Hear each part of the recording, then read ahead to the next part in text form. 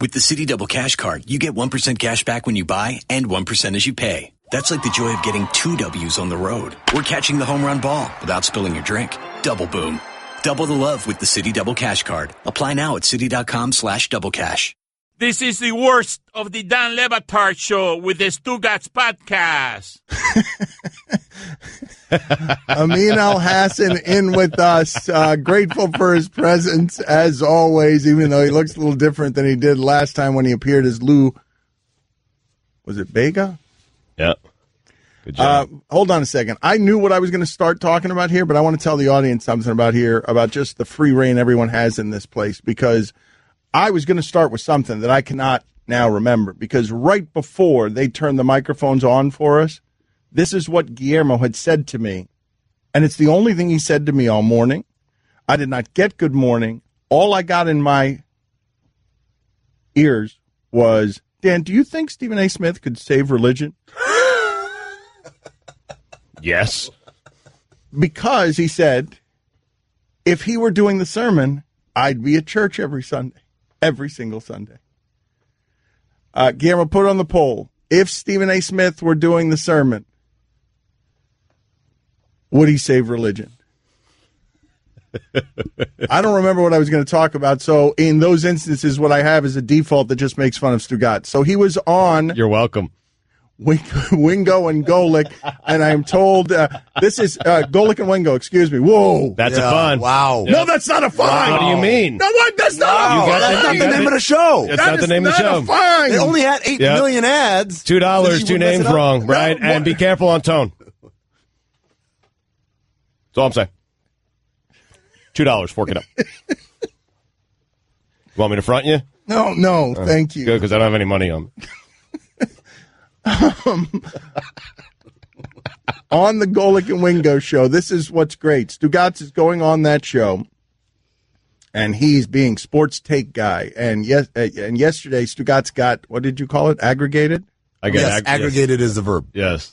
He said something about Eli Manning, which was the most extreme point taken by anyone at ESPN about Eli Manning, and they just slapped it on every ESPN thing yesterday. Stugotz yelling and screaming about how Eli Manning was overrated, and then blistering him for San Diego, and just a meandering, just blowtorch all over the network. This is what I've always wanted. It's not just a blowtorch. You realize it's not just a blowtorch, but it's a blowtorch, and it's strapped around your hips. Like, it looks as a superhero. Oh, wait, Amin's got it as a backpack? The backpack one, yeah. Yes. It's just... No, I've got it as like in the horror. I've got it as like something that it would look phallic. And it would just be, and he would just, really? Yeah, and you'd have you have something out of Ghostbusters. Yeah, it feels like a proton bag. Mine, no, I've got you just landing on the Bristol campus, both feet hit the ground, you put your fists on your hips, and then you just blowtorch with your hips. Yeah, all over the network. A funny thing happened because my entire life I've wanted to be taken seriously, and yesterday I was taken seriously and found myself getting upset that people were taking me seriously. Okay, so wait, so this happened yesterday. This is the conundrum. That you have found the secret conflict that roils inside the dangers of being the clown prince of sports radio.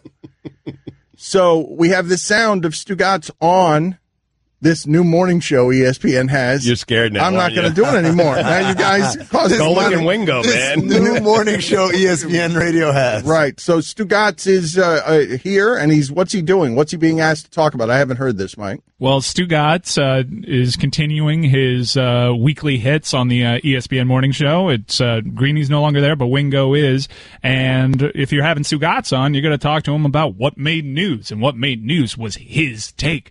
I mean, ESPN put this on their Instagram page. That Instagram page has 9 million followers, so 9 million people saw your awful Eli Manning take, in which you were half serious the entire time.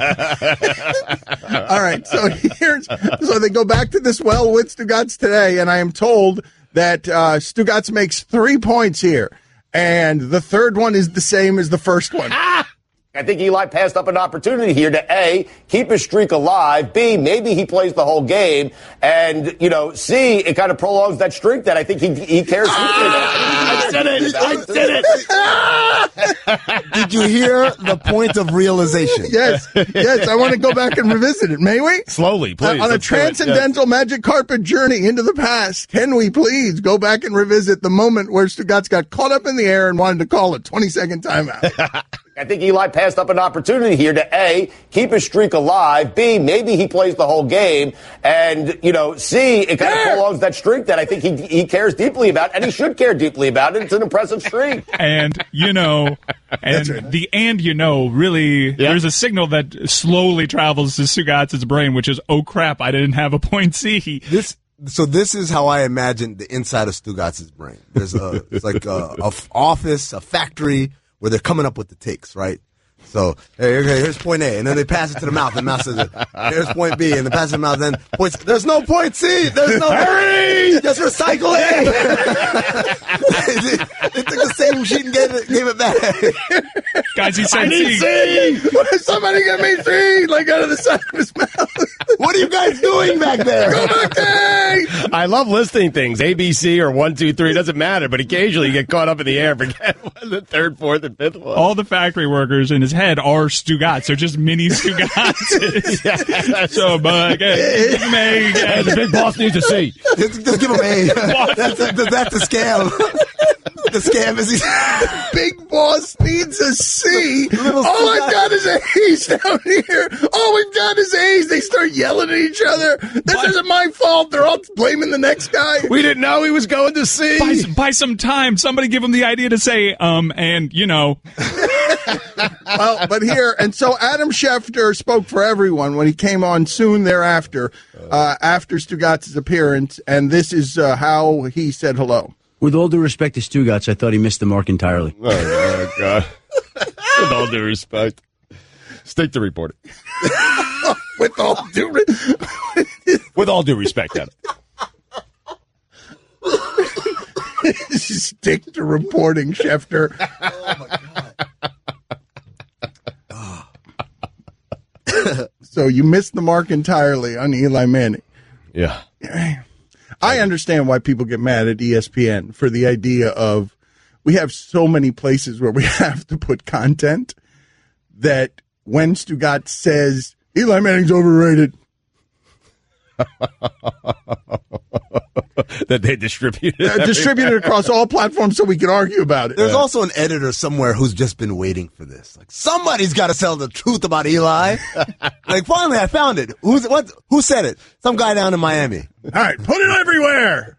I really feel, Stugotz. Do you ever think about this? There are people who work for our company that really have no idea what happens down here. Just for whatever reason. We're all busy. I don't watch all the shows. Mm-hmm. They don't watch the show. They don't listen to it. So they don't know. All they know, they look up at a screen and Stugotz, Eli is overrated. Yeah, we could use that. Yeah. They don't know. I'm happy about that. Don't start listening. So how does this work? I want to examine for a moment. So you actually felt, Mike, are you buying that Stugotz felt shame yesterday as his Eli Manning take skyrocketed all over the network? Because I'm not sure I'm buying that one. I'm trying to figure out how the factory in his brain process with all the mini Stugotzes. Hey guys, we made ESPN, and there's just one. There's about 15 mini Stugotzes in his head that are all excited, and there's one that's like, but am I a joke? No, we were all happy. We all celebrated together last night. We were. I was not upset about any of it. I was upset that there's not enough people getting what we're trying to do. That's all.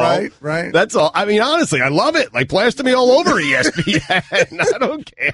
I thought Mike was going to say there's one Stugotz who was jealous and felt like he should have got the... There's a Stugotz inside Stugotz's head. He should have got the credit. And the big Stugotz gets all the credit. Always. That's my internal frustration. Why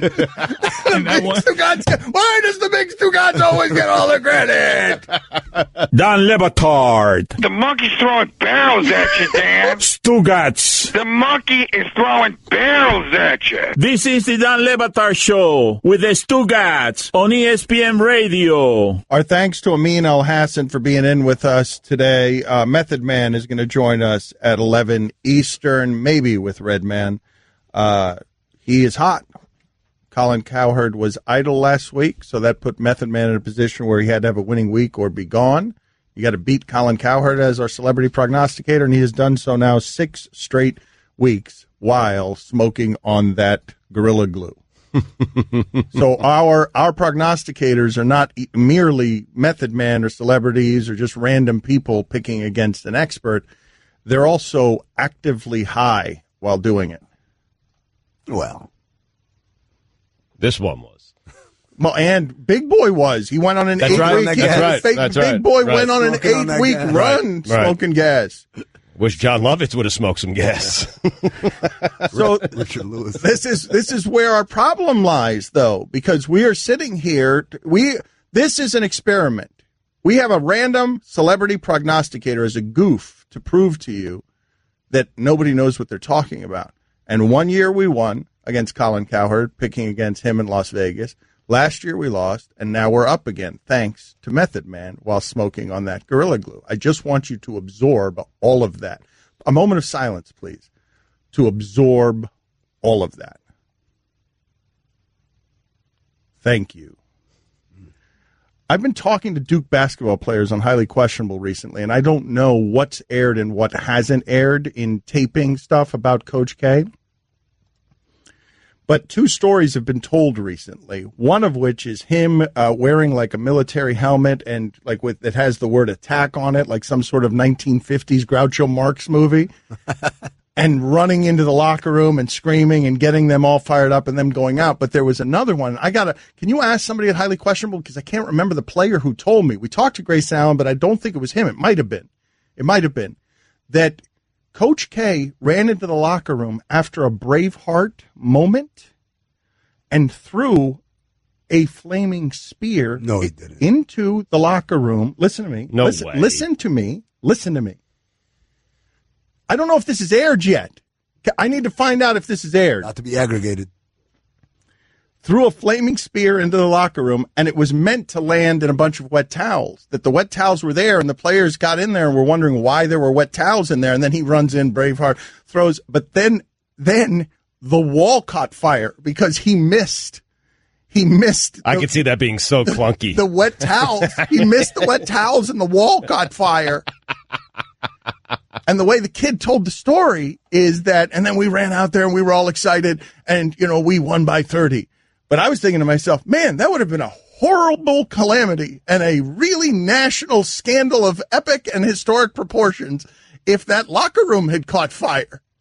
I feel obligated to ask at this point, was there also a talking dog in this story?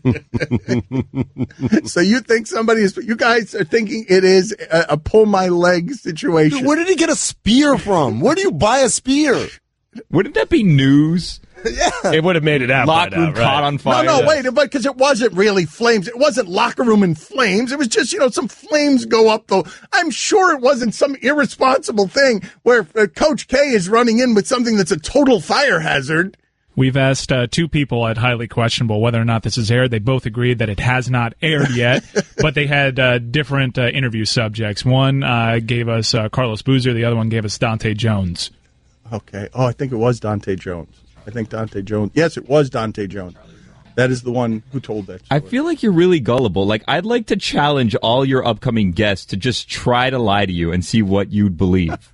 That'd be great. So wait a minute. You guys don't think it's possible. You think Dante Jones is simply making up a story on television. Dan. Go ahead. Let me hear this about Coach K. Okay, let's start. Let's start with, where do you get a spear from?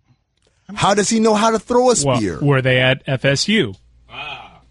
ACC conference rival. All right, why don't we call Dante Jones? Dante Jones is 36. Right, hold on. Why would Dante Jones tell a lie? Allison, call Dante Jones. I want to now talk to him about this on air, and I want to ask him all your follow-up questions. Chris, what it has to do, since you asked, is A, it happened many, many years ago, according to Dante Jones. I think we would have known about it by now, and I don't think Florida State was an option back then for Duke. I'm not certain. They've been in the ACC for a long time. That's where you get a flaming spear. Sure, but Dante Jones was like on a national championship contending Duke team, and Florida State was not that good. Well, they beat this team by 30, which would fit the description. Okay, I am perfectly happy to to have Dante Jones on the air and support his story while you guys call him a liar. Absolutely. And you can ask him all the questions you like about what's true and what's not true and apply all your cynicism to him, because all I'm doing is repeating a great story. First of all, no, you're believing a great story. That's a big difference. You could just say, hey, he says this. I think it's a crock. But you're like, no, I'm Coach also, K did this. Okay, I am also and the believing dog was it. talking. It was. I know it didn't know what it was saying, but it was saying those words. Did you see that shark during the hurricane? Oh, yeah. You were that guy? He always falls for the shark swimming in the street. You thought there was a shark swimming down Ocean Boulevard? No, I fell for something else, and Mike sent me that back saying, and do you also think there's a shark during the hurricane? It was something else I fell for, and Mike threw that in my face, and now of course it's become Dan falls for the shark in the hurricane. And the next time we go to this, I'm going to be the world's most gullible person, just falling for the world's most obvious scam. Well, what do you mean those Nigerian people aren't desperate who are sending me emails? I've been sending. Why haven't they solved this problem? I've been sending them millions.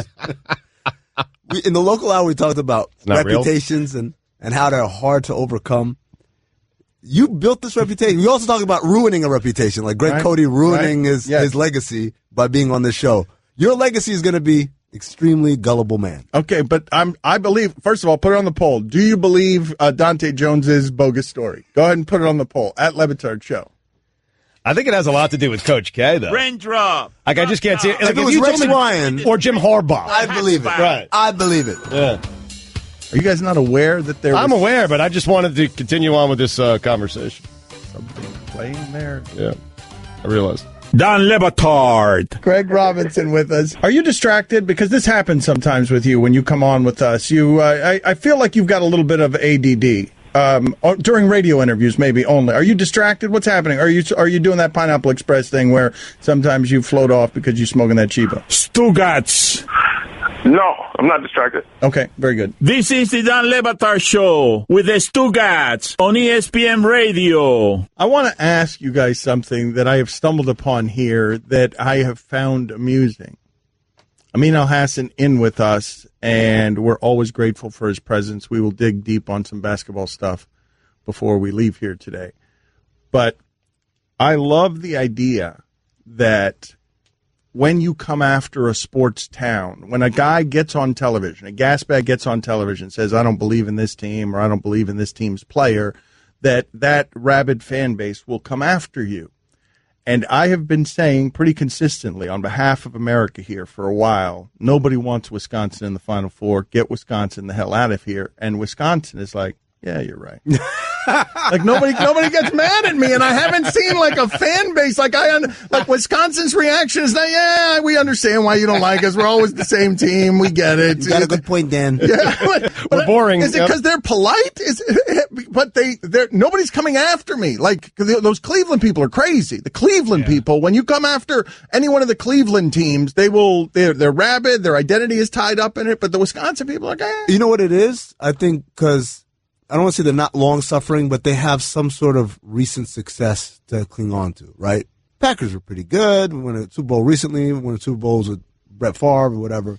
So you gotta let go, right? As opposed to people in Cleveland who up until 2016 literally had nothing. They lived their entire lives just being losers all the time. So it just breeds this lose. Then again, I don't know, Boston, they win a lot and they're still. I just think Wisconsin fans have similar doubts. Well, I think they're self-aware. They don't know if they're any good. I think they're self-aware. They're the rare self-aware fan that's not sort of influenced by hope, but instead by disappointment. He makes good points, don't you know? That's what I was trying to do. I don't want to watch us either in the Final Four. But it was such a weird reaction. I can't think, because I'm always expecting blowback. My father will say Jacksonville doesn't smell too good, and then we'll get hit with a bunch of Jacksonville civic pride. You been to Jacksonville? Yeah. It's my favorite. The smell has changed since you were here. Okay. Thank you. But what I'm saying is anytime you say something like that, what emerges is usually hostility. I've not heard from one. I spoke to a television camera on ESPN at 4:30 yesterday, and I said to that television camera and any one of the people watching, you don't want Wisconsin in this Final Four, and you know it. You, in your living room, you were eating Cheetos with your hand in your underwear, and no one disagreed with me. Granted, they have no way of disagreeing with me because I'm just talking to a camera. But usually you'll get it on social media, right? Social media. Right. But in real time, they don't have. I taped it 3 hours earlier. By the time they were complaining about it, I was deep into the tequila. Crime had already committed. Deep. By the time they started complaining. No, but I didn't hear any complaints. Nothing from Wisconsin.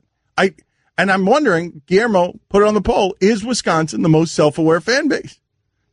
Are University of Wisconsin fans the most self-aware fan base? Because I can't remember another time where I've ripped the city or a team or a player that city cares about, and what has met me is like, yeah, you're right. They don't want us there, right? Like, that's usually, see, the national media bias, right? BSPN, they usually do that whenever. Maybe no one's listening in Wisconsin. That's true. That's the other thing. What are our ratings up there? The last I checked, we were on in Milwaukee. Oh, really? Yeah. No, I know, but you said it on HQ anyway, so. Yeah. Right. Well, maybe no one's watching in Wisconsin. That's what I'm saying. What are the numbers? Can we get that? Madison's a chill hipster town. Yeah, man. Amin. On that gas up there. Amin, I think he speaks for a lot of America when silently, a moment ago, he just sort of picked up a sheet of paper that was in the show sheet and looked at the headline, which just was Matt Lauer had a lock-on door in office that he could close, secret locking door.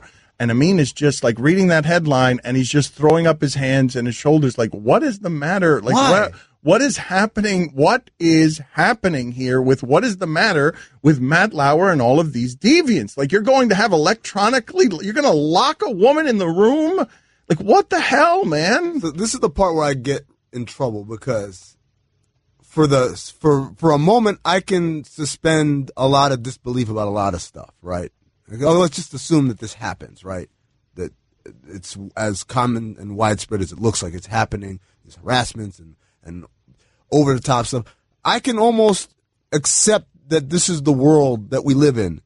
But then a detail comes out like pleasuring yourself in a potted plant or having a secret button that locks it. Like, why? Why does it go that far? Like, is there no part where like, I'm pretty good with this level of misogyny that I'm doing right now. Like, he's got to go above and beyond.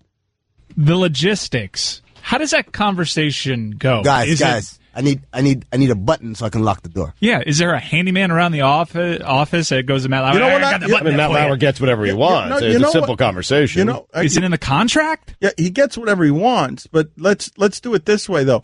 I think what it might be is this. You know how Joe Johnson has signed all of these contracts, and Joe Johnson now has like a vault in his house where you've got to put his fingerprint on it to get into where it is all of his shoe collection is. Yes. Maybe Matt Lauer was like the Joe Johnson of misogyny. Like, watch what I do here. I'm going to have a fingerprint that locks the door so I can be more expert efficient in how it is I'm going to traffic in sex crimes. $28 million a year. Like outdoing the other people who are doing this. Watch what I do. Yeah, like, I got a button underneath my desk. What do you got?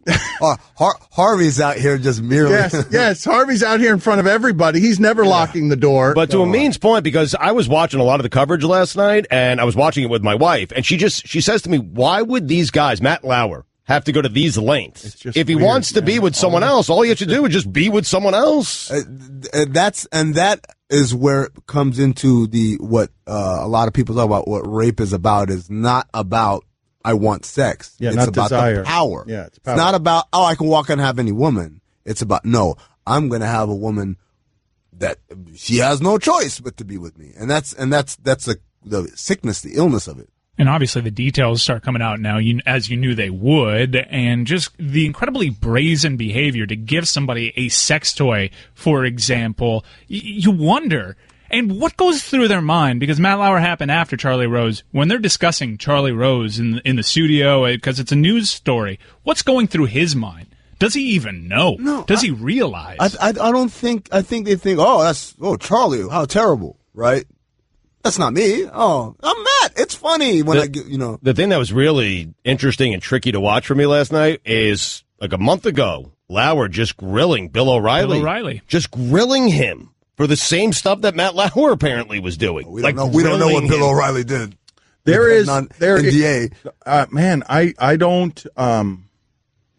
I don't take joy in the misery of others. And as I watch some of this, I understand why so much of America is like looking at this and burn Hollywood, burn. Like, man, you people who have been lecturing me for so long on how I'm supposed to behave. And if you're Bill O'Reilly, if you're in his camp and you're like, and you had the audacity to sit in front of Bill O'Reilly with all of your hypocrisy and hit him with all of those questions about behavior that you too knew you had bones in that closet. And then, man, is it Variety? Variety was about to publish this piece. This wasn't NBC getting out ahead because one person came with a viable claim. This was NBC doing this because they knew what Variety was coming with, and it was going to be exhaustive. They'd been reporting it for 2 months, and it was going to be damning. And they're like, let's fire him to save face. But they knew it was coming. They may not have fired him if they did not know that was coming. It's two different media outlets. Variety, and I want to say it was the Times. They were both working. Well, now this is the thing, though, because this is going to win Pulitzers. The reporting on all of this stuff is going to be the stuff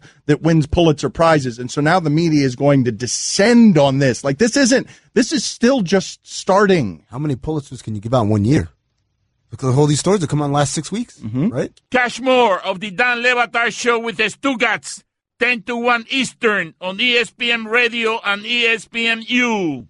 Computer, execute 12.4p operation. Optimizing algorithm. Running encryption packet alpha. Night. Oh, I don't feel so good. What is it, computer? Is it hot in here? It feels hot in here.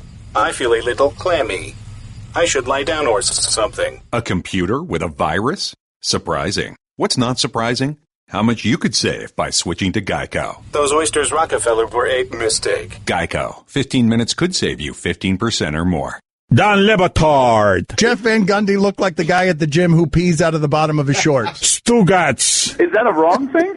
This is the Dan Le Batard Show with the Stugotz on ESPN Radio. We do a celebrity picker segment every week on NFL games. And when we arrived at the doorstep of Method Man, hat in hand, we had a sub-500 record on the season, dragged down by Richard Lewis and John Lovitz. We were desperate, yes, man. And when we arrived at his doorstep, we were under 500. And now, for the season, our celebrities are 32, 23-1, only because of the greatness of Method Man. Yeah. Because Wu-Tang ain't nothing to... what did I just do there? No, it's a fine, though. What? That's not a fine. I want to know, Method Man, when was the happier time in your life? With Wu-Tang or now? Because you're so accomplished now with some of what you're doing, and a Renaissance man, acting, Drop the Mic airs Tuesday, 10:30 on TBS. When would you say you were having more fun? Because I can't imagine there was a lot more fun than being in Wu-Tang. Gosh, I'm having more fun now. I mean, in the beginning of the career, it was excellent, not fun, but that long stint in the middle wasn't too fun. So I'm going to say now, because I mean I'm just comfortable and free to do what I want to do when I want to do it. Why was that long stint in the middle not fun? What made it not fun for you? I had a lot of commitments. I had Wu-Tang obligations. I had Redman and Method Man obligations, as well as solo obligations. So I was spreading the meth a little thin there over too many channels, and as well as acting. So I had to give something up, and it was acting for a long time. And well, how hard was that, though? Like, that period of your life, what was happening there? You were under constant duress because you were working, and I misspoke there by saying I should have. He's still in Wu-Tang. Wu-Tang still exists, still making music. So I messed up by saying that I was talking about sort of the beginning as Wu-Tang hit the scene and became popular. Yeah, Wu-Tang Clan's actually coming down to Miami next week for Art Basel. What's that? Yeah. Did I break that to you? You didn't know that? Finding that out right now? Wait a minute. You didn't know you're going to be in Miami next week? You got to win so you could come through the studio. Did you not know that? The Art Basel, right? I get this information like day of sometimes, you know? Wait a minute. That you're going to be in a different city? You get the information day of, hey, Meth, you got to get to Miami? Yeah, I can make it happen. Okay. So that's how you and Redman do business? Possible. That's how you and Redman do business? No, well, Doc, sometimes he flies in day off too, but he's usually on top of things, you know. I tried to get him on the phone this morning. He's probably in the gym, so he's not answering. All right. Oh, we want you to come through here, though, man. If you're down here next week, we want you to come through here if that's okay. Oh, yeah. Oh, hold on. Yeah, man, answer your question. about what made it so hard in the middle was, just I put a lot of stress on myself. I was a little depressed. I went through a little depression. And to sum it up, I think the name Method Man was bigger than I was. And it was hard to live up to that. Oh, wow. So wait a minute. So you went through a depression period. What do you think? Where do you think that came from? Like, what was happening? Was it more opportunities came with a lot more responsibility and problems? From the day we came in it, I was riding such a high wave. I was always looking forward to settle down and start to go down. So when I started seeing it go down, I kind of panicked and had this whole stage where I was just mean to everybody, man. And I apologize to everybody I was mean to during those years. I'm doing it live on the radio right now. I was really mean to people because I wasn't happy with myself. And a lot of it had to do with, like I said, spreading myself too thin and not living up to a name.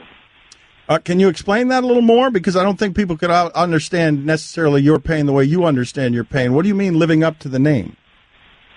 Well, it's like, okay, you got this whole Wu-Tang mystique, and then, me being a premier member of the crew. When you're out and about, sometimes you just want to be regular. I wasn't allowed to be. And it got to a point where it was like, I love doing this, but do I love what comes with it? We have learned in the last few weeks that you were a big Ricky Schroeder fan growing up.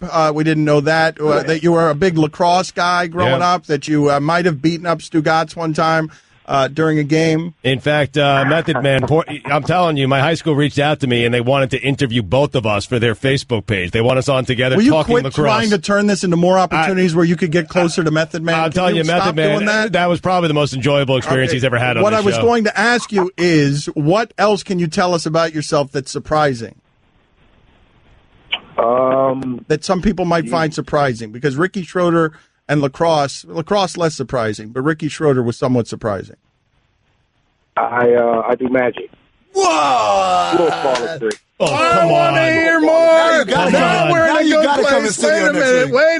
Wait a minute. What Method Man does magic? This is amazing. What? Yeah. Wait, like what? Like Copperfield type magic? Talking dog? No. I do little parlor tricks. I know about 5 or 6 good tricks. What's your go-to trick? I catch people with. All right. What's the go-to trick for you? Oh, quarter flip. That goes from one hand to the other right in front of your face without you seeing it. I love that. Method Man. Method Man. Okay, this is what we got to do, because you broke a promise. We were going to do you and Redman. You're going to win this week, and it's going to be you and Redman. But I also want you to come prepared every time, because you're going to keep winning. Come prepared every time with a surprising fact about Method Man. Because that was wonderful. We were all delighted by Method Man likes to do magic. How about magic tricks? How about if you're in studio next week, magic tricks in studio for us? Can we do that? Stop asking Method Man for favors? No, he's got to do it now. Thank you. How do we know if he's any good? Yes. Maybe he's just saying he does magic. But Stop worrying about me, Dante Jones, another liar. All right, let's go ahead and do Celebrity Prognosticator with Method Man. Magic show in studio. And now it is time for Celebrity Prognosticator. Let's win some money. By the way, Matt, that was Amin Elhassan from ESPN who just chimed in there. I didn't introduce you guys or tell anybody that you were here. So Amin Elhassan is here. Now, how does this work? Last week you were 3-2 while smoking the Gorilla Gas. Are you superstitious? Gorilla Glue, excuse me. That's fun. It is. Fun. The Gorilla Glue, yes, the Gorilla Glue. Sorry, it's that gas, mother. That's $1 difference. Are you superstitious? Are you someone that right now needs to be smoking again to produce another winning week? I'm not superstitious at all. Okay. All right. New England and Buffalo. Buffalo plus 8.5 at home. Who does Method Man have? I'll go with the Pats. Hate the Pats, but I'll go with the Pats. Minnesota at Atlanta. Atlanta -3. Who you got? Julio was pretty hot last week. I'm going to go with ATL. Detroit at Baltimore. Baltimore -2.5. Who you got? Detroit at Baltimore. Let's go with Detroit, the Lions. Carolina, New Orleans. New Orleans a 4.5-point favorite at home. I'll go with New Orleans because Drew is on my fantasy football team. Philadelphia at Seattle. Seattle +5.5. +5.5 at home. Philly's hot. but they're due for a loss. I'm going to go with Philly. Ooh, that's a dangerous one. He was tempted there by just football. I know. He was tempted by the idea of football. Philadelphia's 10-1. Of course they're going to go into Seattle, and they're going to lose because why? Just football's weird. But you pushed off the urge and took Philly because you believe in Carson Wentz. Yeah, I like him a lot. And I've always been a quarterback dude. You know what I mean? USC has always produced some of the greatest quarterbacks, and I agree that Donaldson should not go to Cleveland if he gets drafted there.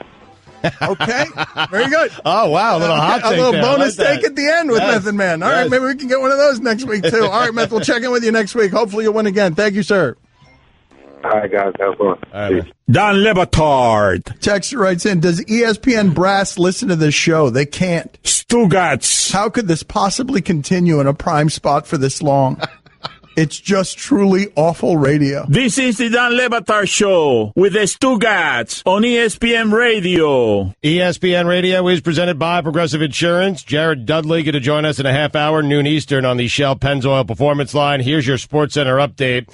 Carlos Beltran has interviewed to become manager of the New York Yankees. I think I reported that first.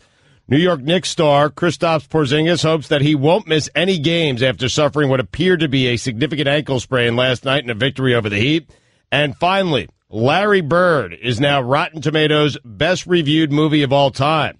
Larry Bird. Lady Bird. No, Lady Bird? Did I just call it Larry Bird? You said Larry Bird. Yeah, God. and you did it twice. Stugotz. Is that fine? Stugotz, how do you not retain anything as you read it? That has nothing to do with retention. That has to do with being a poor reader. Or dyslexia. No, it has something to do with retention, where you would say to yourself, why would a Larry Bird movie it's fair. be the best movie? Well, I was trying to think. I was going through the Rolodex, of all the movies. Was there ever a movie about Larry Bird? That's what I was thinking. I want you to read this again as Larry Bird so you can hear how ridiculous it is. So you can and stop finally, to hear. Larry Bird is now Rotten Tomatoes' best reviewed movie of all time. Larry Bird has a 100% rating right now with 173 positive reviews, surpassing Toy Story 3. Which also had 100%, but with 160 total positive reviews. Larry Bird. I can't wait to see it. No matter what your budget is, take the JCPenney Holiday Challenge and find surprising gifts at even more surprising prices. Save on toys, apparel, and name brand gifts your family will absolutely love. Come into the store or go online, jcp.com, and get everything on your list for less than you think. Check them out today. It's JCPenney. For all the latest headlines and information, tune in to the SportsCenter on ESPN Radio all throughout the day. The hick from French Lick. You should see it, Dan. I mean, everyone seems to like it.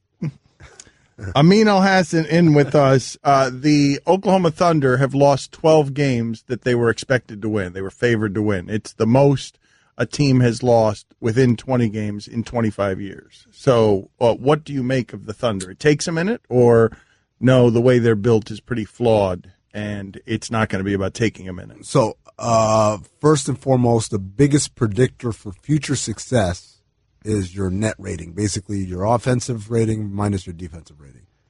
They've got an excellent net rating. They've got one of the best ones in the league. So, numbers and kind of the law of averages tell us that, no, they're actually good, and they just kind of come up on the short end a couple of times here or there. But the other part of it is, I think when you dig deeper, you look at a team that in the first quarter has one of the best performances in the league-wide when you compare against first quarters. And by the end of the game, they're terrible. So their starting lineup is a massive negative in fourth quarters. And so a lot of that has to do with, I think, when you come out of the locker room at the beginning of a game, stuff is scripted. You know, kind of like in football, they script the first couple of plays or whatever. But as the game wears on, you just revert back to whatever style of basketball that you play. And for them, that's your turn, my turn. And that doesn't really work, I think, in this league. They're getting blown out by some pretty average teams. I mean, and recently. No, they've looked thoroughly like unimpressive. Dallas losing by, I think, 16 at Dallas. Yeah, they've looked thoroughly unimpressive. They don't scare anybody. And Paul George doesn't look like Paul George. Russell Westbrook doesn't look like the MVP when he's playing with these other two guys. He looks vastly more mortal. It's a weird thing to say, isn't it? Right. It's weird to say that we all got to appreciate Russell Westbrook last year in a way we didn't before that, and we won't ever again. Well, I mean, it's not weird because it's a situation that was geared towards his personal success. It's what I talked about 2 or 3 years ago with Dwayne Wade when Mike was clinging on to Wade from 2006, and I'm not saying he's not a good player anymore. I'm saying you reach a point where we can either do this to make you look good or we can either do this so we can win, and us winning doesn't necessarily include you having the best. Well, one of the things that I find interesting is like, wait a minute. So Victor Oladipo is good. Yes. Yeah. So wait a minute. Okay. So why is he good now? Right. But when he played with Russell Westbrook, he was no good. Well, all of this is starting to feed back into what we criticize Russ for with Durant. He doesn't play well with others. What is that? Is that usage rate? Is that what is happening there? What do I need to measure so that I get a better assessment of what Russell Westbrook is? So usage is good just to see how, like, what share of the total possessions he's using up for himself, right? But it doesn't really tell you. You can have two high usage players that perform well together. Think of Durant and Curry. Think of C.J. McCollum and Damian Lillard. It's when you don't have congruency. That's a big issue. And I think any other position, that's all right, except point guard, because that's your job. Your job is to make other people better. I know we have a lot of scoring point guards, but the other part of your job is make other people better. And I'm not saying Westbrook doesn't make other people better. I'm saying he makes specific type of people look better. And guys like Oladipo don't. Now, Oladipo got better. I know a lot of people go, Oladipo really worked on his game. Sure, but it's not that much. Because if it was that much, then they'd all work hard and be great a summer later. It's a situation. He's put in a position to be successful in a way that he wasn't in Oklahoma City. And in turn, I think there's also a question to be asked about what is it about Paul George, because the Pacers are good now. And they weren't really this good with Paul George. So there's a lot of Pacers. So wait a minute. Are you saying right now that you believe the Pacers without Paul George are simple? I thought they were the same, which is surprising enough. You're saying the Pacers without Paul George are better than the Pacers with Paul George? I'm saying 20 games in now, what we joked about with Stugotz a month ago when he was clowning the Pacers, I'm like, maybe he was onto something. Now, are they world beaters? No, but they're better though. They're 12-10. They won 7 of 10. But that's not better. That's what they've been. Like they've won 7 of their last 10. I'm just saying they're playing very well now. And that's including not having the big fella available. I mean, they've dealt with their Miles Turner was out for a while. But what I'm saying is they've been the same, which is impressive enough. But sure, Paul George's career in Indiana was a bunch of 12 and 10s. So I guess that's the point, right? Whether they're better or not is a lot less important as they haven't fallen off a cliff because their mighty Paul George is gone, right? Mike's tapped out.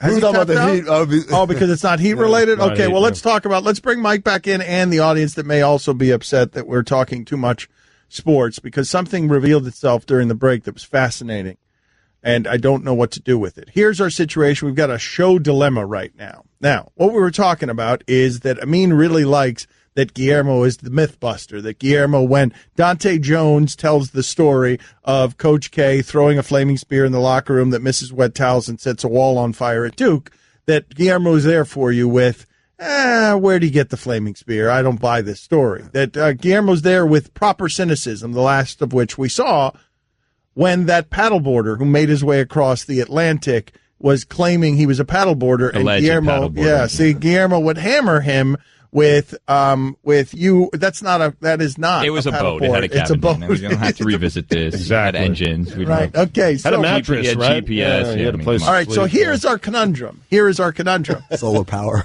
While we were talking about this paddleboarder who was on with us for a week because I was fascinated by the story of going across the Atlantic Ocean on a paddleboard. Shocker that you were fascinated. Fascinated. Totally believed it. It has now come to my attention, and this was through Billy, because I was laughing at the paddleboarder and the idea of the paddleboarder, that this paddleboarder who spent a week with us on the radio wants a letter from me and the show so that he can get a visa because he is now somewhere outside of the country. He needs to renew his visa. And so he's asked you? He needs some help. Right. And I don't know him. So I have a little bit of experience in this, given that I have also had to solicit the letters from powerful and famous people. It's supposed to bolster your argument that you are of import, that you need to be certified. But I'm doomed if I'm your famous option. You're doomed. For that guy? You're doomed. That guy's doomed. You're doomed if I'm You've had to ask for this before? Yeah. And who'd you ask? Well, first of all, I asked people I actually know. I didn't ask a radio host that I talked to for a week. I asked Steve Kerr and I asked David Griffin and Shaq and nice. Grant Prominent Hill, people. Steve. I had names. Like I had heavy hitters. You had heavy hitters. I had heavy hitters. This guy's just got a heavy guy.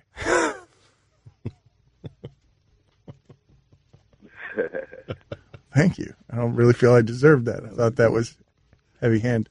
Was. Okay. No. No, but so part of it is I ask people I actually know. He's asking you. You don't really know him. So I told Dan, Dan said, should I write this letter? I said, well, how do you feel about him?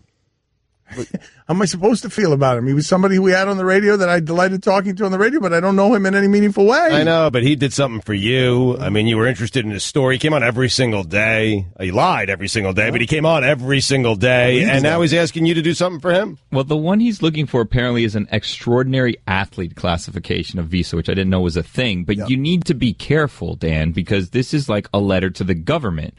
And if you believe that he's an extraordinary athlete and he did something extraordinary, then you can write it. But if you don't, and you're skeptical as to whether or not he actually this did isn't this, the part of the that's defrauding the government. You don't want to get into that.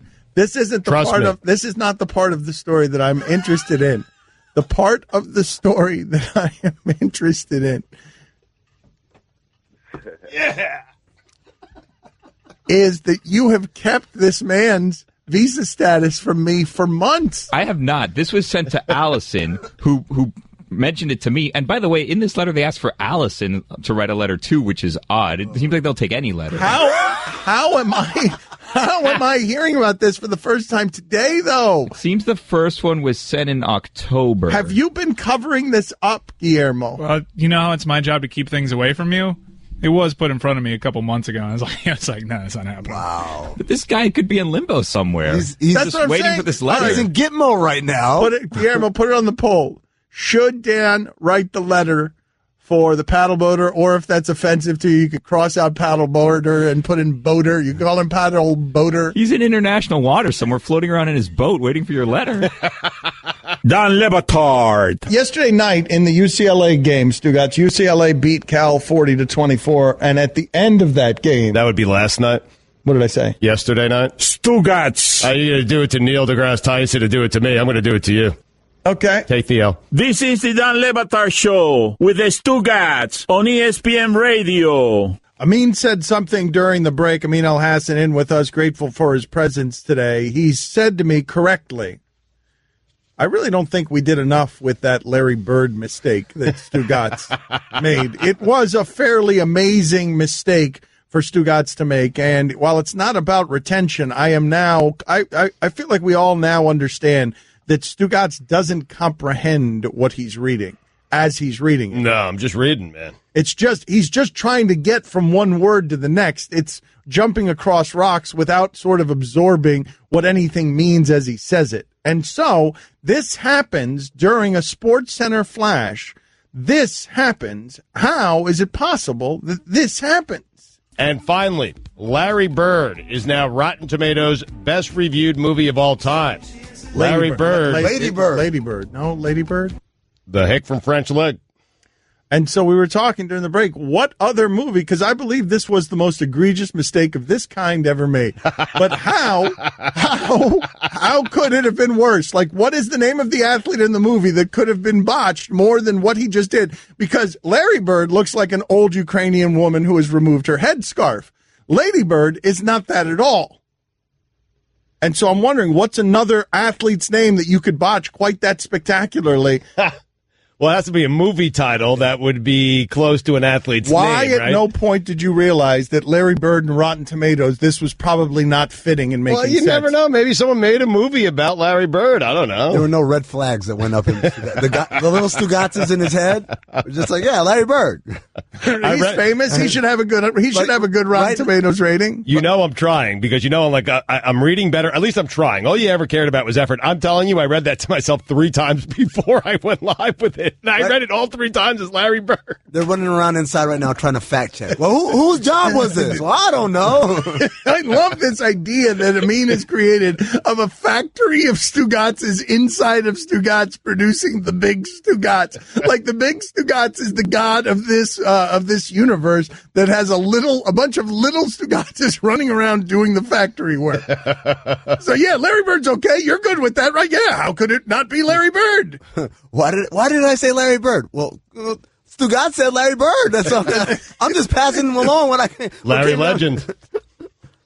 You would think that Stugotz would be fascinated by a Larry Bird movie being the greatest reviewed film of all time. He is not retaining any of the words. He is taking them and releasing them without giving them any thought. Any one word that arrives, he's like, yeah, got that one right, and then he lets it go and never thinks about it again. And then you'll put them all together, and at the end of it, he's Ron Burgundy.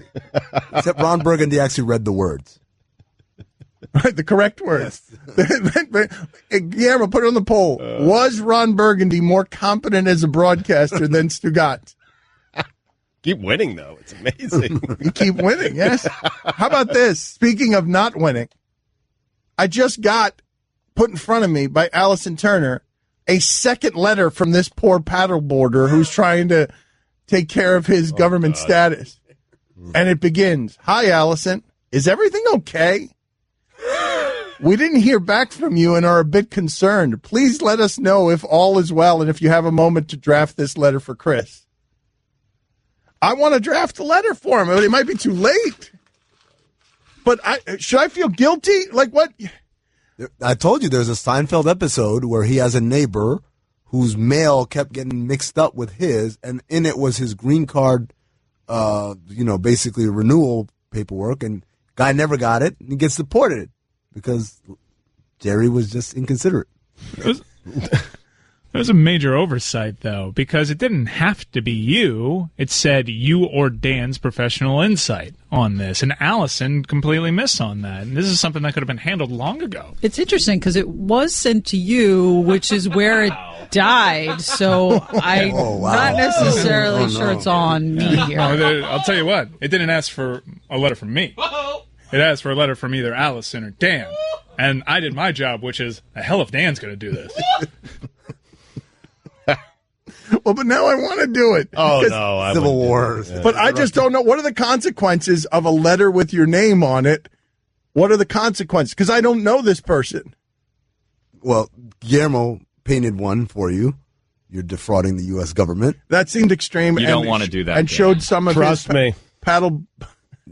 paddleboarding bias. Guillermo doesn't like this guy, so he wants the government to fall on his head. That's not true. He seemed like a very nice guy. He did a lot of good things raising money. I'm just, honest. Skeptical. Honesty's the best policy. It's a boat. It's a boat, not a paddleboard. What do you guys think? Should I write the letter or not? I don't know. Crowdsource it. No. Get the fans to write the letter. Yeah, if you want to attach your name to another letter, we can do that. No, why not? I think if you attach your name to any letter, you have to be the one that writes it. What are the consequences of having a letter out there about somebody you don't really know? Well, the consequences are if he's involved in any sort of scandal, and they say, well, how was he even in this country? Right. They're like, well, Dan Levitard said he was cool. Well, no, I just then they're coming for you. I mean, you don't want that, man. Well, they just want you to write that you think he's an extraordinary athlete and that it was an extraordinary accomplishment. So if you think that, you can write the letter, I guess. I'm going to watch the Big Gronkowski tonight. Don't forget, you can hear more of my sons Dan and Stu weekdays starting at 10 Eastern on ESPN Radio and ESPNU. Batard. This is actually what happened during the break. This is not made up at all. That's Stugotz clearing his throat with. We got to fix this cough button, man. Or you or your health. Yeah, my health's fine, man. No, I just got a physical, got a clean bill of health. Yeah. Yep. Stugotz. There's no way that you got a clean bill of health. I'm telling you, you must hit that cough button 75 times a show. Dan, I'm telling you, I got a clean bill of health. I got all checks in the yes column. I'm good. All right, your doctor's incompetent. Perhaps. This is the Dan Le Batard Show with the Stugotz on ESPN Radio. Mike Ryan is having awkward exchanges with his father. We'll get to that in a second. To say the least. The Big Gronkowski is a good suggestion. Tom Cruise was great in Mark McGuire. People are writing in. So if you have some suggestions on what you think could beat Stugotz mistaking the movie Lady Bird for Larry Bird. Is the Big Gronkowski better? $1 Million Bibby? $1 Million Bibby. I didn't like that one. No. All right, Jared Dudley with us now. He's on the Suns. We like to talk to the good talkers, the interesting people about interesting things. Thank you for joining us as always, Jared. We always appreciate your time. What has got you stimulated these days in the league? Like, what are you looking around the stories? I know you have some interest in the stories, in the storyline. So what are you interested in as you see what's going on in your sport this year? What are you watching? That's a great question. I think that early on was the transformation of Porzingis basically coming into a top 10 player before our eyes within his first 20 games. That's a huge storyline where that team we thought was rebuilding, they're now in the playoff contention, the Knicks, and he's a transcendent star I think we have here. And then I think everyone gets caught up in the hype of looking at Lonzo Ball, and even though him shooting an NBA career low for all players, his effect in the game it definitely goes unnoticed. And I think that you have to surround him with the right people for him to take that. But a lot of stuff can LeBron and then roll himself to another finals, and can the Warriors just keep winning and make it look easy doing it? Jared, do you look at Lonzo Ball and do you see somebody who's sort of short-circuiting mentally, or is he just young? Like where it's a real vulnerable spot to be in, to not have confidence among you, Piranha. I think it's both. I think he's young and not confident. I think that in the NBA, Amin can tell you guys this too. I mean, we scout a player, their tendencies, when he goes right, he can't do a pull-up jump shot because how his shot is. He can only do one thing, and that's two things, either pass or get all the way to the basket. So it makes it easier to guard. And when he goes left, he step backs.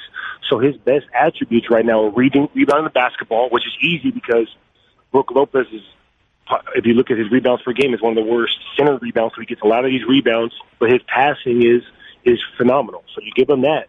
I don't think you'll really see him really take off until he plays with other stars and the focus isn't on him.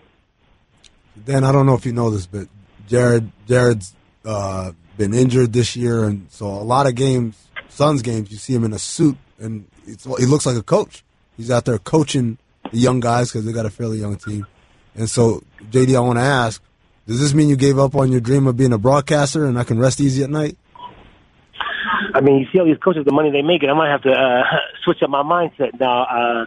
I just think overall it's a passion, something I think that's something I've grown into, and I think it's all about opportunity afterwards. So I'll keep coming on good shows like this one with you guys, and once my playing career is done, you look at, what's the best option for me and my family, but coaching is definitely up there, being an analyst, stuff that being around in the game, maybe even a GM. Well, one of the things I like talking to him about is very few current athletes will do what he just did to the Lakers with Lonzo Ball and Brook Lopez, where he's just sort of matter-of-factly critiquing in a way that's not very gentle and they might not like. But I'm just curious here, have you ever been or felt like you're being poorly coached, Jared, when we talk about you becoming a coach? Give us an occasion where you're like, man, this guy's not coaching me right. Wow. Tons of times. Lindsey Hunter was one of them when we played here. I was outspoken about that. Sometimes how you get a job, the respect is huge in this league. Sometimes it's not about X and O. Sometimes it's the respect of, even as a player, doing your dues, doing it the right way, doing it for the team, being unselfish, stuff like that. And at that time, that person was unqualified for that job at that time, and you could tell. And, you can't cheat a vet. You can't cheat a team that how it's supposed to be done the right way. I've been coached by Doc Rivers, Larry Brown, a lot of good coaches in my career and stuff like that. So the standard how an NBA coach is supposed to be, and that wasn't it for that year. How could you tell he wasn't handling the details? He was not qualified. First thing first, he didn't draw the plays up. If you don't have the clipboard in your hand, you can't draw a play up. I don't think you should be a coach in this league. we had our assistant coach drawing up all the plays, and he would sit and watch. So that's the first thing. And then you could tell by the practice schedules what you're doing in practice and how it is. I mean, a lot of this job, is, to be honest with you, is teaching when you're a young team, and then it's motivating. It's a communication job at the NBA level. College level is more teaching. So in this one, it's how to communicate. You have 15 guys that all want to play, and you have to have all of them buy in. And if you see some teams, even with stars like Oklahoma City, they're struggling. That's a communication error. That's something where people are not being bought in, and people are not understanding the game plan, what you're trying to do throughout the course of the game. Can you take us through Jared Dudley with us on ESPN Radio? Can you take us through sort of how it is, though, that you arrive at the point? Jared Dudley arrives at the point. You know what I'm going to do? I'm going to be publicly, vocally critical of my coach. I've made this decision. When these reporters come in here, I'm going to rip Lindsey Hunter. Take us through how you go about doing that. Wow, yeah, see, that's a tough thing because you never want to rip any coach. I always believe there's a right way to do it. You can do it after the fact when the coach is not there, the players aren't there, you express what you thought happened after a game, and maybe it has to go. I always believe this. You should always be critical when you win. It's easy to complain when you lose. Oh, you're this. Oh, this is why I'm not playing. No, hey, like we beat the Bulls the other day. And after we won, I said, fellas, we might have won, but if you play that way and you win, you're going to get beat down. And that's what happened to us yesterday. So I like to be critical when we're winning. Hey, yes, you're playing a Bulls team that's just as young as us. They're worse than us when it comes to the record. They're not trying to win this year. We understand that. But if you have these habits carry over. So when you play a playoff team like Detroit. So I'm more critical on wins where, hey, I just thought we were sloppy out there. I thought our execution down the stretch wasn't as it needed to be. And you got to pick and choose your spots. But overall, I always try to be positive in the most possible way, but giving a critique, the best critique I can. Jared, I don't feel like that answered my question. How did you come to the point where you were saying to yourself, I'm going to rip Lindsey Hunter in the press? In the press, like where you get to the point. For him personally, only him at this time, was after a month of going through it, of seeing what was being transformed over a month of not learning, of us losing games, being frustrated, and no change being in order. So for me, it took a combination of a month. So for him personally, was after a month of going through certain things, us losing, and the communication of having with him and players. So was Eric Bledsoe in the salon? Good question. Is what? Was Eric Bledsoe in the salon? He was in the salon, but he was in the salon. That is true, but I don't know if that tweet was for the salon. Well, you know him. What's your best guess? Well, what did you make of all of that? You're on a team where the highest paid player doesn't want to be there, and then your GM, man, I don't know how you answer this question. Your GM seems sensitive, dude. When it comes to a player, it's understandable. You understand this. When you hit 27, 28, you're in your prime years. You want to win. When Eric Bledsoe got here at 25, 26, they actually were winning. They traded for him. They had low expectations. I think they had 48 wins. So we went from a rebuild mode. Now, I was 31, 32 coming here. I understood the rebuild mode. So I understood what my job was. He's someone, hey, I'm trying to make an all-star. I'm trying to get to the playoffs. And to my knowledge, he was trying to move on earlier. And I think with getting beat by 50 every night, which we were the first 3 or 4 games, and the frustration of what's going on, that's why I think he just hit his point. And I think he did it the wrong way. But in the end result, I think he got what he wanted. All right, Jared, help us out with something here on the way out, because we were having fun with this a couple of days ago. Could a team of only LeBron James, Ben Simmons, and Joel Embiid, just those 3, no one else, it's 3-on-5, would they win the NCAA tournament? Yes. Wow. That's my guy right there. Jared, thank you for being... Hey, well, hold on a second. What happened? Is that a trick question? Is that a trick question? No. It's a trick question. We're curious. We agree with you, actually. Hey, did you just see, I think it was Alabama play Minnesota? Yes, that's why we were talking about it. That's why we were doing it. Well, let's do it another way, Jared. Go ahead and put together...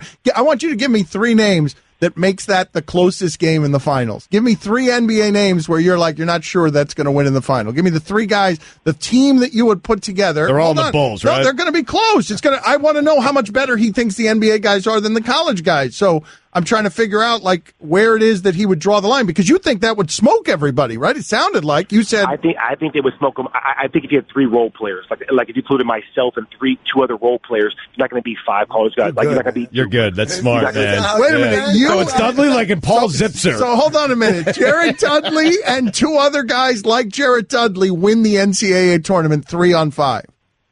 No, we do not. No, I'm saying we don't. I'm saying that you have to have stars to be able to win that because, for one, just the physical nature and stuff like that. No, 3 role players are not beating Duke in on a game 5-on-3. But you're getting to the Final Four. But you are getting to the Final Four. How deep are you going into the tournament? 3 Jared Dudleys. I win one game. We win one game. Who'd you take out? Hey, man, 305, man. You watch those movie Hoosiers and they're trapping everybody. Like, listen, man, they're gonna full court press. Right, but three Jared Dudleys is beating LaSalle in the first round. Yeah. That's verified. I got him as a sleeper. Thank you, Jared. We appreciate it. Appreciate you guys. All right, man. Don Le Batard. You guys need to see Waterworld. Group outing. What? This weekend, my house. What do you mean group outing? What? You're going to have everyone over your house to watch Waterworld? Yeah, we'll Periscope it. Stugotz. What a terrible idea. Yeah, it is. Not offended if you don't invite me. This is the Don Le Batard Show with the Stugotz on ESPN Radio. Earlier in the show, while reading a SportsCenter flash, Stugotz identified the highly rated Rotten Tomatoes movie Lady Bird as Larry Bird. Twice. Since then, a lot of people have been writing in with their suggestions on athletes whose names can be confused with a movie. The Big Gronkowski. Mm-hmm. Glenn Gary, Glenn Rice. We won't do better than that. Right. I would absolutely. All right, so that's where the bidding starts. If you can come stronger than Glenn Gary, Glenn Rice. Perfect. If you can come stronger than that, that's where the bidding starts. That's the bar, okay, people? So have at it at Le Batard Show on Twitter. Our thanks to Amin Elhassan for being on with us. I want to read something to you guys because you've seen socially what it is that's happening outside of sports with men and women, and men behaving very badly and sometimes criminally. And so now, for The Hollywood Reporter, a writer, Jenny Lumet, has written a column, and the headline is simply, Russell Simmons sexually violated me. That's the headline. Now, Russell Simmons has stepped down from his company. Yes. And I'm going to read to you a little bit of this because I think when the details come out on this, it's shocking enough when Matt Lauer is fired. But when the details start coming out about this and you hear the account of women, you then hear the fear in them as they chronicle some of this stuff, the fear and the shame, and it gives it a certain humanity. That if you're inclined to dismiss this as, oh, this is sexual harassment, but it's been around since the 1950s, there are words here that she is choosing while describing what Russell Simmons did to her that make it immensely humanizing and then will make you angry at Russell Simmons. So here is where we are with her telling her story and the way that women have been empowered to come forth and tell their stories.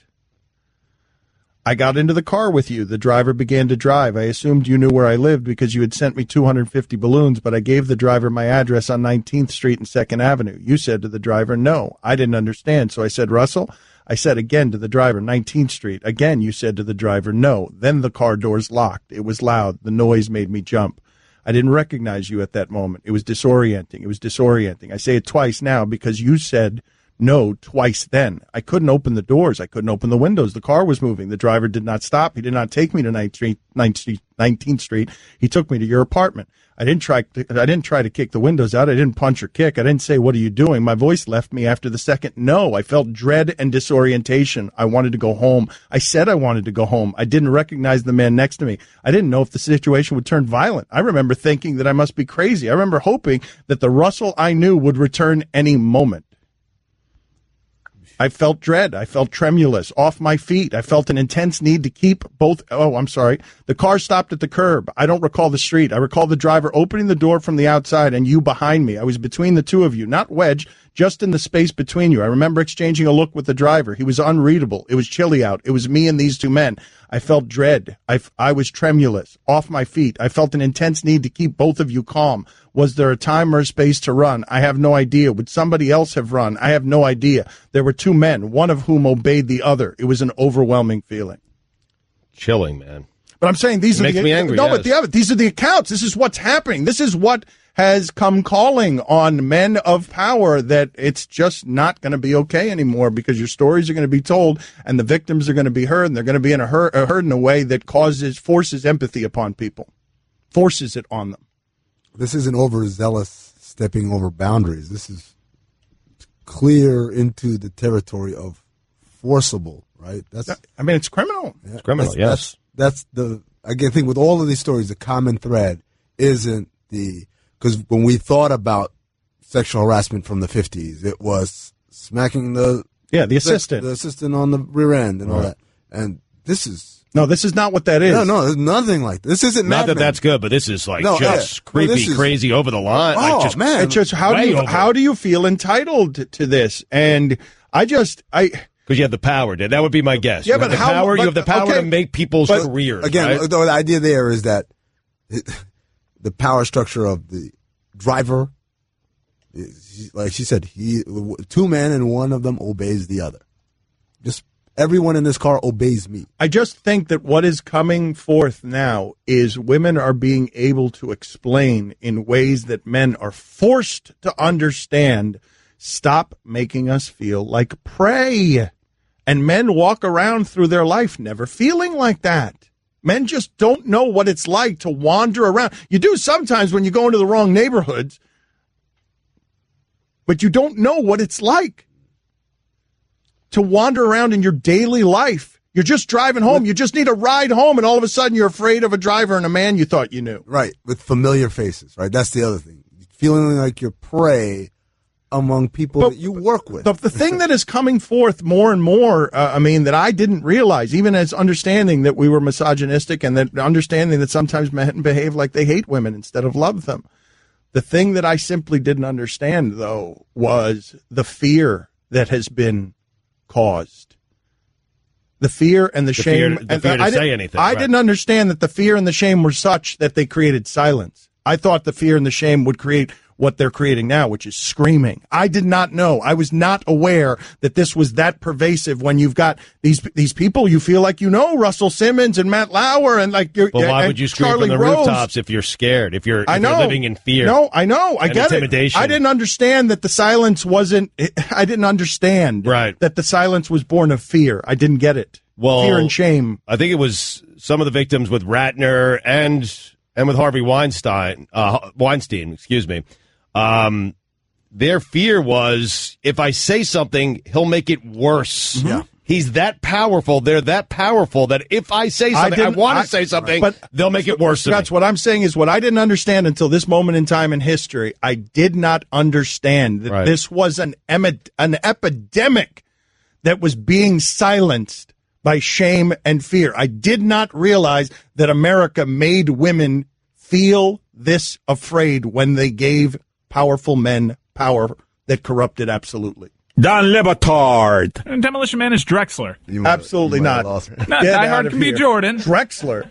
Look, it's not a Paul Millsap. A couple more years. I mean, no, you know what? All-star. You know what? No, I got career. it. Stugotz. I'll tell you what Demolition Man is. Demolition Man is Jamal McGlure. That's what. Yes. No. You across the line. What? Get out. That's disrespectful. Unbelievable. This is the Dan Le Batard Show with the Stugotz on ESPN Radio.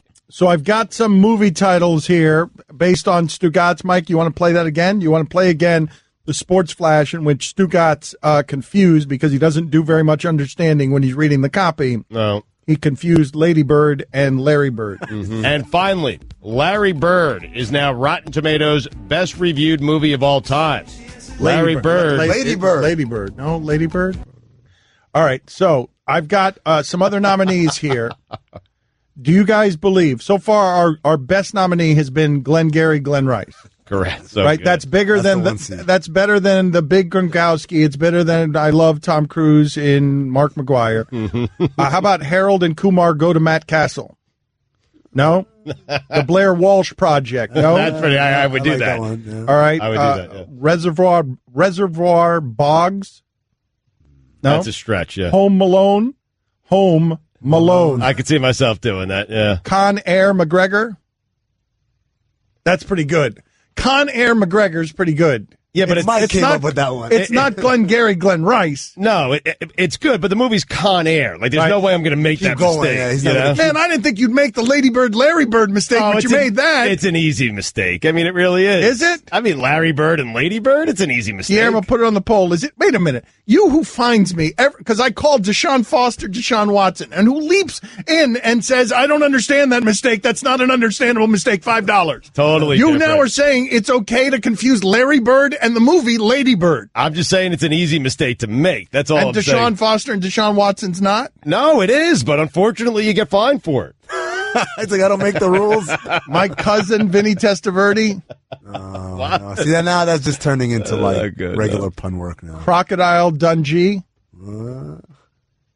Interview with Rick Pitino.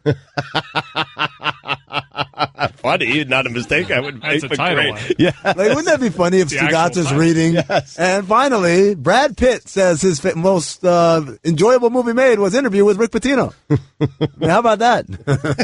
How about that? And not even. Yes. Not even mention it. What do you guys make of this $89 million donation the NFL is making to social progress?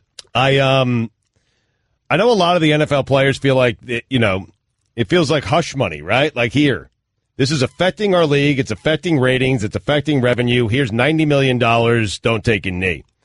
I wonder if the players left anything. I don't know if they left anything on the table. Meaning, how important was this to the NFL owners? Well, and wait Roger Goodell? wait a minute. Are you assuming that the players was this? Do you know something about this story that I don't? Are you saying that this is tied directly to you're going to stand up?